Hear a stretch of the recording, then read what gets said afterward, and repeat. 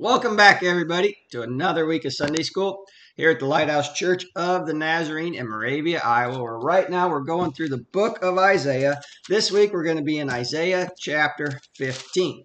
Now, last week in Isaiah chapter 14, we looked at Isaiah foretelling the fall of Babylon. Now, remember, Babylon was a great city, 300-foot walls all around it, 80 feet wide. They would have chariot races around it. The Euphrates River ran right through the city of Babylon. But in one night during Belshazzar's feast, Cyrus the Great and Darius the Mede came and overtook Babylon. So Isaiah foretold the fall of Babylon before Babylon was even the world powerhouse at the time.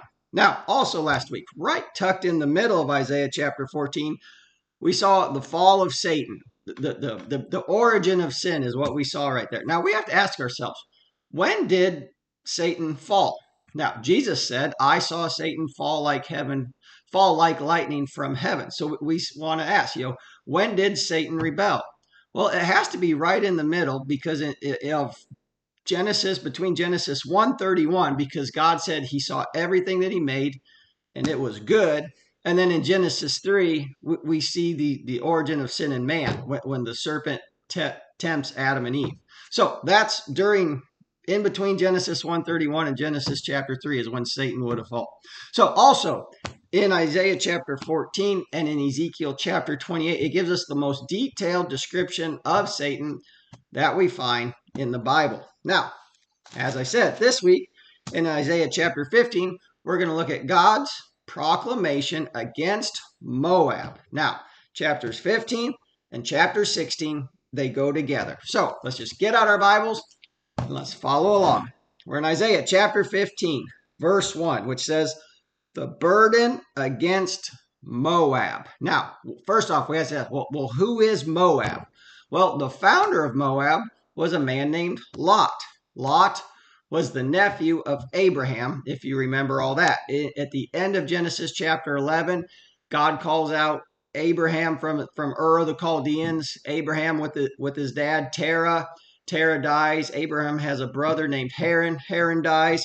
And Lot is the son of Haran, so it'd be Abraham's nephew, if you keep all that straight. But anyway, all we have to remember is Lot was Abraham's nephew. Now, after the destruction of Sodom and Gomorrah, do you remember what happened to Lot's wife?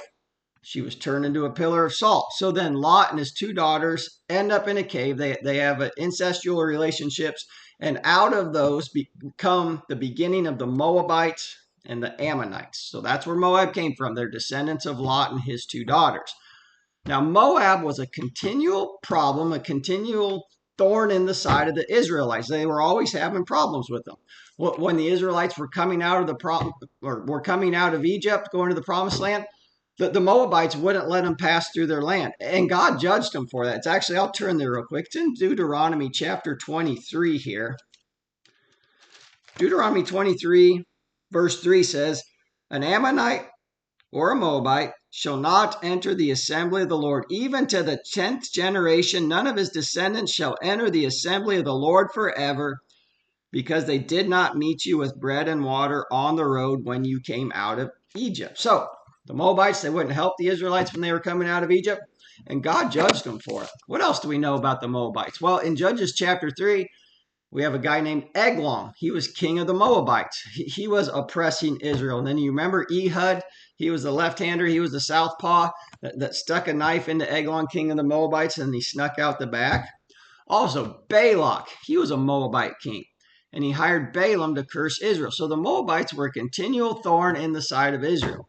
But Israel also, they had some good history with Moab. Because do you remember Ruth? Do you know what nationality Ruth was? Ruth was a Moabite. And remember, Ruth married Boaz. Ruth and Boaz had Obed. Obed had Jesse, and Jesse had King David. So Ruth, the Moabitess, was the great-grandmother of King David. So David was 12.5% Moabite. And also, here's an interesting one that I had never discovered before in the Bible. If you go to Daniel chapter 11, and it's in verse 41. It's talking about the Antichrist who will reign in terror over the whole world. But it also tells us there that the Moabites, the Edomites, and the prominent Ammonites will escape from the destruction of the Antichrist. It's just interesting. Now, Moab would be modern day Jordan right now, but there's no modern day group that claims that they are the Moabites. But God still knows who they are because, after all, I said in Daniel chapter 11, the Moabites escaped from the Antichrist. So, the burden against Moab, because in the night Ar of Moab is laid waste. Now, there's about 9 different places that'll be mentioned as we're going through chapter 15 right here. But notice how quick this destruction comes. Did you see that in verse 1? The burden against Moab, because in the night Ar of Moab is laid waste. Notice how quickly it happens. In the night, in an instant. There's no warning of this judgment coming. It happens that fast. We need to remember this. There's no such thing as perfect security. Things can change in an instant. Things can change very fast. I believe that we in the United States have this false sense of security that nobody can touch us, that nothing bad could ever happen to us. But remember what the Apostle Paul said. It's in 1 Thessalonians chapter 5. He said that when they say peace and safety, then sudden destruction comes. So this judgment, it's going to happen in an instant, in a night. Things can happen like that, and circumstances can change so fast. Verse 1 still, because in the night Ar of Moab is laid waste and destroyed, because in the night Kir of Moab is laid waste and destroyed. Verse 2, he has gone up to the temple and Dibon. This is where they worship their god, Chemosh, and they worshiped him with human sacrifices. And the bad part is about this, Solomon actually at the temple built a high place for the god of Chemosh because his foreign wives led him away. Isn't that sad? Moab will wail over Nebo and over Medeba. Now, Nebo, that might sound familiar to some of us. Nebo was the mountain that Moses stood on and was able to look into the promised land. But it's, you know what? Even Moses was not allowed to enter the promised land. Moses, the Bible tells us that he saw God face to face, that there was no prophet like Moses. Even Moses was not allowed to enter the promised land because of his pride, because he struck the rock instead of speaking to the rock. So if we ever start to think that we're somebody, that we're important, we need to remember that God wouldn't even allow Moses to enter the promised land. Let's keep going here. On all their heads will be baldness, and every beard cut off. This was a sign of mourning, disgrace, shaving off the head and your beard. Verse 3, in their streets they will clothe themselves with sackcloth. That's another sign of mourning. On the tops of their houses and in their streets, everyone will wail, weeping bitterly. Verse 4, Heshbon and Elah will cry out. Their voice shall be heard as far as Jahaz. Remember, I said there's 9 different Moabite cities mentioned in all this. Therefore, the armed soldiers of Moab will cry out. His life will be a burdensome to him. So far, we've seen the civilians are crying and wailing out. And right now, even the soldiers, the armed soldiers of Moab, their job, it was to protect the city. And what are they doing? They failed. They were supposed to be known for their bravery and courage, but now all hope is lost. Now, verse 5, my heart will cry out for Moab. This is God talking right here. He's the one bringing judgment on him. But what does he say? My heart cries out for him. We have to remember this. The Bible tells us, it's in Ezekiel 33:11. God says, I do not delight in the death of the wicked. God desires everyone to be saved. He doesn't enjoy bringing judgment on them, but judgment he will bring when they betray him. So verse 5, my heart will cry out for Moab. His fugitives shall flee to Zor. And then listen to this one. Like a 3-year-old heifer, for by the ascent of Luhath they will go up weeping. For in the way of Horonim they will raise up a cry from this destruction. Now, if you're reading an NIV, an NLT, or a NASB, you aren't going to have this part of the verse 5 in here that talks about like a 3-year-old heifer. Old King James and New King James have it because they'll say, well, there's older manuscripts that don't have this in there. I don't know how to reconcile that. What I do think this is saying here, though, like a 3-year-old heifer, what would that be saying? 3-year-old heifers would have been the ones ready for slaughter.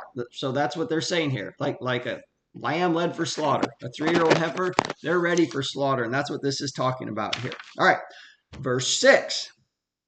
Isaiah proclaiming judgment on Moab still. For the waters of Nimrim will be desolate, For the green grass has withered away, the grass fails, there is nothing green. Now, if we go to Genesis chapter 13, Abraham and Lot both had many possessions. They had large herds and flocks, and they were running out of room. And their herders were actually starting to fight amongst them. So Abraham told his nephew Lot, hey, you pick one direction and you go that way. I'll pick the other direction. I'll go that way so that there's no conflict. You pick, Lot. Abraham gave Lot the choice. And it says that Lot looked towards the plains of Moab, I believe it said, or plains or valleys of Moab, and saw that it was nice and lush and green. So Lot said, hey, I'm going to go that way. I'm going to choose the nice, lush green grass. I think I'll take the better looking one. And Abraham said, okay, sounds good. Notice what and that was Moab, but notice what it says about Moab now. The grass fails, there's nothing left, the green grass has withered away. That's the judgment of God right here. So, verse 7, therefore, the abundance they have gained and what they have laid up, they will carry away to the brook of the willows. Now, who's they that'll carry up? They'll either carry them away by themselves or others will carry away their goods. I don't know which one that would be referring to there. Now, if you go to Jeremiah chapter 48, Jeremiah proclaims another judgment against Moab. And I'm going to turn there real quick. Isaiah, Jeremiah. It's Jeremiah 48. And this is the judgment that Jeremiah brings upon Moab. And so Jeremiah 48:7 says, because you have trusted in your works and your treasures, you shall also be taken. Now, Moab, it was stationed on important trade routes, which would have enabled them to become wealthy. But what were they doing with their wealth? Using it for themselves. It made them proud and it made them self-reliant, which that in turn made them prime for God's judgment coming upon them. Also, listen to this one. Judges 48:11 says, Moab, you have been at ease from your youth. That's another thing that God had against them. You lived life of eases. Amos 6:1 says, woe to those who are at ease in Zion. A life of ease, just self-indulgence, where you're only worried about yourself. If you remember, what did King David do? He lived a life of ease. Instead of going out to war with the kings in the springtime, what did he do? He stayed home. He's like, I think I'll take it easy this spring. And then what did he end up doing? Committing adultery with Bathsheba and getting himself into a mess. So back to Isaiah 15:7. The abundance they have, guess what? It's all going to be lost. And we have to remember that. It's Proverbs 11:4, which says, riches do not profit in the day of wrath. Well, could you imagine all these people, they accumulate all their stuff and they think they're wealthy and have it made. And then what happens? Judgment comes upon them. And then what good is all that stuff? Verse 8, for the cry has gone all around the borders of Moab. It's wailing to Eglam and it's wailing to Beer Elim. Verse 9, for the waters of Dimon will be full of blood because I will bring more upon Dimon. Lions upon him who escapes from Moab and on the remnant of the land. Now, this is interesting. God's saying, hey, if judgment in the night didn't take care of you, the people that I'm bringing upon you, guess what? I'm going to send lions upon you. And God actually did this. It's in 2 Kings 17:25. In 2 Kings 17:25, I want to read this one to you. 2 Kings 17:25. I hope I have this one right here. Listen to this. 2 Kings 17:25. This is when the Assyrians come into the land. And it was so at the beginning of their dwelling there that they did not fear the Lord. Therefore, the Lord sent lions among them, which killed some of them. So, in Isaiah chapter 15, it says, I'm going to send lions upon you in judgment. God had a track record of doing that. Now, one last thing. When is this judgment upon Moab going to take place? Well, at the end of chapter 16, remember what I said, chapters 15 and 16 go together, and it's Isaiah 16:14. But listen to this. Isaiah says, but now the Lord has spoken, saying, within 3 years, as the years of a hired man, the glory of Moab will be despised. So Isaiah is foretelling all this judgment upon the land of Moab, and he even gives a time frame. He says, hey boys, this is going to happen in 3 years. All right, we're through Isaiah chapter 15. Next week, we're going to do Isaiah chapter 16. So I hope you enjoyed this lesson. I hope you learned something. I'll see you at the same time, same place next week. Bye.